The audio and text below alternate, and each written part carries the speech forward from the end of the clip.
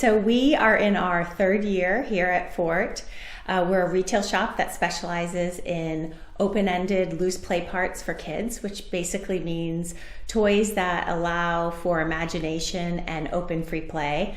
So we don't sell books or puzzles or games or anything that has kind of a start and an end, but instead we sell a myriad of pieces from all over the world, from small makers and different countries that really lend themselves to having a collection of beautiful play parts that are just very sensory rich and of high quality.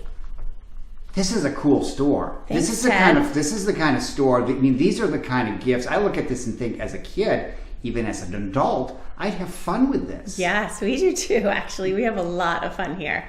From discovering just different pieces from different makers to our box build area, which is very connected to the store in basically philosophy and intention, but sort of its own little section. Back here, people, children and adults actually, and oftentimes in combination, build sensory small world boxes. So we have the little box, and then we have a big box, and then we also have a sensory bottle. So they come in, they choose a theme of which they want to build, and then they get a recipe and their ingredients and the experience of building their small world sensory play box. Well, our store in general, but specifically the box build area, is really just, we're intentionally a brick and mortar store. We want people to come in and have the experience that perhaps they had when we were younger, going into a really special space that's dedicated just for kids. And then to kind of further that, the box build experience is just even more so in that you actually get to come and build something here. So we really have a little bit for everyone. And I think it's such a good addition to our community. I really do. It's been so fun.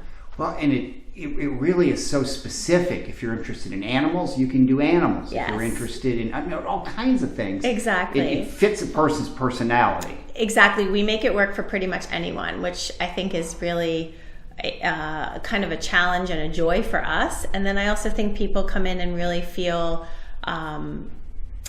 what's kind of like seen, if you're a child that really has this niche and wants this, or if you really are a mom that is looking, or a dad that are looking for sensory materials for your kid, I feel like hopefully we can meet the needs of everyone. How'd you come up with this? Is this something you always dreamed of being able to do? Sort of, in like a part of my brain that I wasn't even aware of yet until I was. But yes, the mom of 3 boys, so just really always loved watching them discover play and using their imagination. And then I'm also an occupational therapist, so I worked in pediatrics.